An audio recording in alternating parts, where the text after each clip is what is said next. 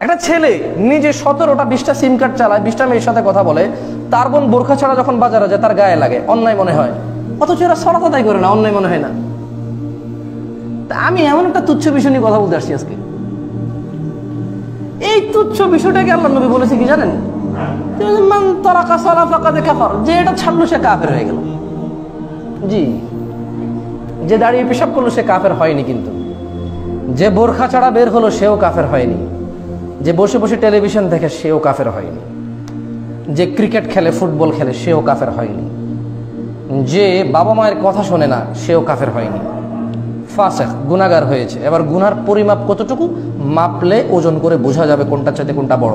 But এই তুচ্ছ জিনিস, যেটা দাঁড়িয়ে পেশাব করলে মানুষ লজ্জা পায়, যেটা ত্যাগ করলে মানুষ লজ্জা পায় না, একটা 3/4 2/4 প্যান্ট পরে ঘুরতে মানুষ লজ্জা পায়, যেটা আদায় না করলে মানুষ লজ্জা পায় না, এই জিনিসটার কথা রাসূলুল্লাহ সাল্লাল্লাহু আলাইহি ওয়াসাল্লাম কিছুটা এমনভাবে বলেছেন যে নিশ্চয় তাদের এবং আমাদের মধ্যে পার্থক্য হচ্ছে নামাজ। সাপ্তাহিক একটা অনুষ্ঠান, তা কয়জন আল্লাহর ভয়ে আসছে সেটাই বলা মুশকিল।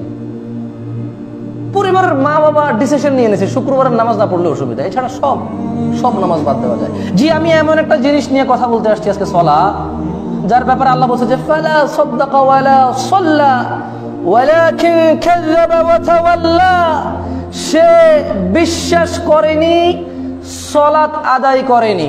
দ্যাটস মিন আল্লাহ বলছে যে ওর নামাজ নাই মানে ও আমাকে বিশ্বাসই করে না। ওয়ালাকিন কাযাবা ওয়া তাওয়াল্লা, কিন্তু সে অবিশ্বাস করেছে, কুফরি করেছে, অস্বীকার করেছে কি? সালাকে সে সাদকা করেনি, আদায় করেনি।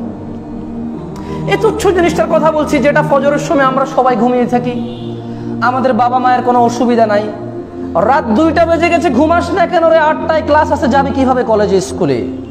রাত 2টা বেজে গেছে, ফজরে কিভাবে উঠবি রে, 5টা বাজে, এরপর আবার 8টা বাজে ক্লাস, কেউ বলে না। আমি এমন একটা তুচ্ছ বিষয় নিয়ে কথা বলতে আসছি যেটা আমাদের নজরে তুচ্ছ। মা খুবই ভদ্র, নম্র, অত্যন্ত ধার্মিকা। ফজরের সময় ছেলেকে জাগাবে না, কালকে ওর পরীক্ষা ছিল, আজকে 3টা পর্যন্ত পড়ছে, এখন জাগাইলে সকালে পরীক্ষা দিতে যেতে পারবে না। ব্যাপারটা এমন হয়ে গেছে যে গ্যারান্টি এই ছেলে সকাল পর্যন্ত বাঁচবে। ও আল্লাহ, আমাকে এক ভদ্রলোক এসে বললো যে শেখ আমি খুব অসুস্থ, আমার জন্য একটু দোয়া করেন। বললাম কেন, কি দোয়া? বললো যে আমি মনে হয় বাঁচবো না, মরে যাবো। আমি বললাম যে আপনি লিখে দেন, আমি আপনার পরে মরবো, তাহলে দোয়া করি। তা দোয়া আমি করব, আপনি লিখে দেন, আপনি বাঁচবেন না, আমি বাঁচবো। পৃথিবীর কে বাঁচবে তার নাম কোন? এরপর আপনি কোন যে আপনি মরে যাবেন, ও বেঁচে থাকবে। আপনি মনে হয় বাঁচবেন না, আমি দোয়া করতে আপনার জন্য, তো লিখে দেন, আমি আপনার পরে মরবো, দেখি। তাহলে করি দোয়া যে আল্লাহ তুমি তারা বাঁচায় রাখো, অন্তত আমার আগে, আমার একদিন আগ পর্যন্ত হইলো, যেহেতু আমি তার পরেই মরতেছি। তা আমি এমন একটা বিষয় নিয়ে কথা বলতে আসছি, যে বিষয় নিয়ে কথা বললে এখানে মসজিদে মারামারি লাগার সম্ভাবনা আছে। নাই,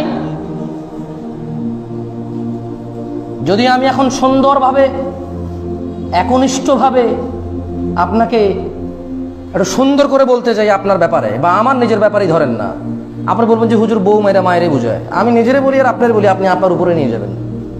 আমি জানি এটা আপনি আমার উপরে দিবেন না, আপনি নিজের বলবেন যে হুজুর মনে হয় আমার কথা। যে বিষয় নিয়ে কথা বললে এখন এখানে মারামারি লাগবে, আমাকে এখান থেকে নামাই দিতে হবে।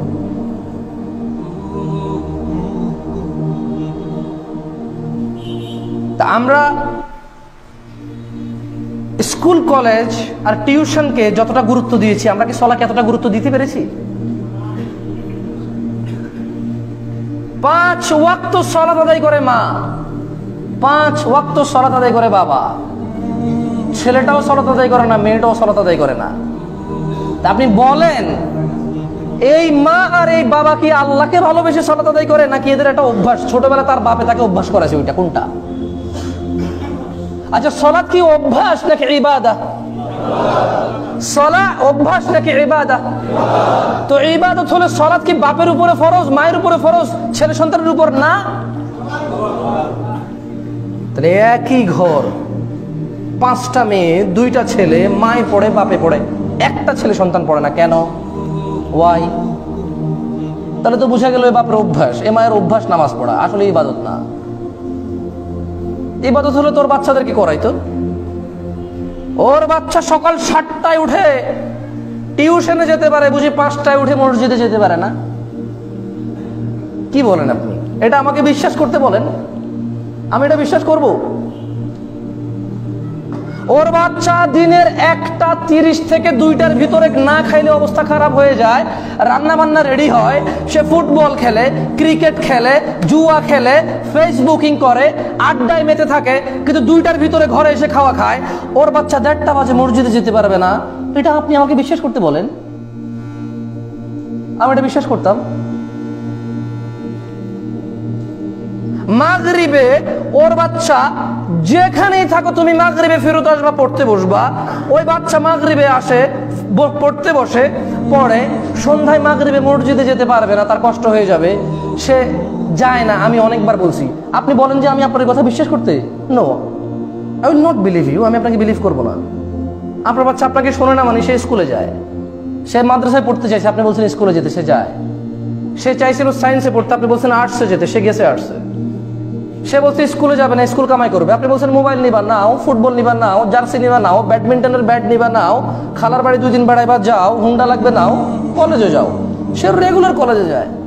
আপনি বলছেন যে সালাত আদায় করার জন্য বলেন, ও শোনে না, আমি এটা বিশ্বাস করতে বলেন? না, I will not believe you. সে আপনার সব কথা শুনে, শুধু বুঝি নামাজ কথা শুনে না। প্রেম করে 3 বছর আপনাকে বলছে মা বিয়ে করবো, আপনি বলছেন যে না বয়স হয়নি, এখন না পরে।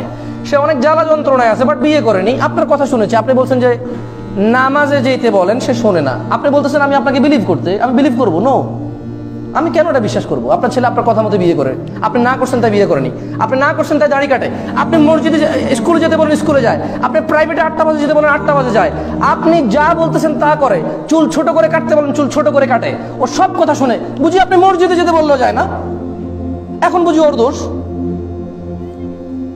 এখন ওর দোষ, বাচ্চার দোষ। এখন আপনার আন্তরিকতার অভাব, এখানে আপনার আন্তরিকতার অভাব। আপনি যেভাবে মন থেকে চেয়েছেন ওই স্কুলে যাক, মাস্টার হোক, প্রিন্সিপাল হোক, ডাক্তার হোক, ইঞ্জিনিয়ার হোক, সায়েন্টিস্ট হোক, আপনি চান নিশে মুসল্লি হোক। আপনি মনে রাখবেন, বাংলাদেশে না, পৃথিবীতে সূর্য যখন উদয় হয় আর অস্ত হয়, সুবহানাল্লাহ, সালাতের টাইমগুলো এমন একটা সময় যখন কারো কোনো কাজ থাকে না। আপনি দেখেন দুপুরে বিশ্রামের সময়, ওই সময় জোহর, আসরে একটু ফ্রেশ মন মানসিকতা, ওই সময় আসর, মাগরিব শরীরটা একটু স্থিতির হয়ে আসছে, মানে এবার একটু গুটাই নিয়ে আসতে হবে, অন্ধকার নেমে আসছে পৃথিবীতে, সবাই নিজ নিজ গৃহে ঢুকতে হবে, নিজ নিজ অবস্থান গ্রহণ করতে হবে। মাগরিব, ঈশা, এখন একটু ঘুমানোর সময় হয়ে গেছে, ঘুমানোর আগের নামাজ। কিসের আগের নামাজ? ঘুমানোর আগের নামাজ। এখন সবকিছু শেষ করে ফেলতে হবে, খালাস। ফজর, ঈশার সময় 10টা বাজে ঘুমাইছেন, 11টা বাজে ঘুমাইছেন, ঘুমাইতেছেন 3টা বাজে ঘুম ভাঙে, স্যার ঘুমিয়ে আসতেছে না, মানে এবার আর ঘুমাবেন না, অপেক্ষা আছেন কখন সূর্য উঠবে, বাইরে যাবেন। ফজর, মানে এমন একটা ওয়াক্ত না যে ওয়াক্ত নামাজের সময়, অথচ আপনার কোনো ইম্পর্টেন্ট কিছু, এরকম কোনো সময় নামাজের সময় হয় না। তা আমি আজকে এমন একটা বিষয় নিয়ে আসলে আলোচনা করতে উদ্বুদ্ধ হলাম, যে যেটার আসলে মানুষের, একজন বাচ্চার সকালবেলার স্কুলের যতটা গুরুত্ব আছে, ফজরের নামাজের অতটা গুরুত্ব নাই। আরে ফজরের নামাজ তো অনেক পরে, সকালবেলার এই নামাজের ফরজের আগে যে 2 রাকাত সুন্নত, তার দুনিয়া আর দুনিয়াতে যা আছে তার চাইতে উত্তম। আপনি এটা গুরুত্ব দিতে পারতেছেন না। আপনার এই বাচ্চা যদি বিল গেটস হয়ে যায়, জুকারবার্গ হয়ে যায়, কয় লক্ষ বিলিয়ন ডলার কামাবে। এই পৃথিবীর যত মানুষ আছে, সব মানুষের যত সম্পদ আছে, সব মানুষের শুধু ওই সম্পদ না যে সম্পদ সে উপার্জন করছে, যে সম্পদ তার জায়গা জমি। আমি বলতে চাচ্ছি যে মানুষ এখন তার রক্ত বিক্রি করে, কিডনি বিক্রি করে, মোট কথা হলো যত কিছু সম্পদ এই পুরো পৃথিবীতে ইহুদি, নাসারা, মুসলিম আর অন্যান্য অজাতীয়, কোরআনুল কারীমে ইহুদ, নাসারা, মুসলিম এভাবেই তো আসছে নাকি, আর অন্যান্য আরো যা আছে নামে বেনামে, সকল মানুষের সকল সম্পদ যদি এক জায়গায় করা হয়, ফজরের 2 রাকাত সুন্নত শুধু তার থেকে উত্তম না, এই সমস্ত উত্তম জিনিসগুলো যেখানে রাখছে, ওই ধরেন মানুষ বলে না আমও সালাও, আমও গেল সালাও গেল, তার মানে আম আর সালা বিক্রি করে যেটা হবে ওটার চাইতে উত্তম এই 2 রাকাত সালাত। তো আপনি আপনি আপনার বাচ্চাকে উঠাননি কারণ সে স্কুল মিস করবে, এটা আপনার মনে হয়। আপনার ঘরে আগুন লাগলে উঠাতেন না, শোয়ায় রাখতেন? এ কেমন বাবা মা যে তার বাচ্চাকে নিজ হাতে জাহান্নামে ফেলে? এ কেমন বাবা মা যে তার বাচ্চার অনন্ত জীবন নষ্ট করে এমন একটা জীবনের পিছনে ছোটে, যে জীবন এই বাপই জানে নাকি আগে বাপ মরবে নাকি ছেলে মরবে। কত বোকা আমরা বাবারা, কত বোকা আমাদের বাবারা, কত বোকা আমাদের এই ভাইগুলো কয়দিন পরে বাবা হবে, যারা তাদের ছেলে সন্তানকে জাহান্নামে ফেলে ফেরাউন হামান কামানের অনুসারী করে।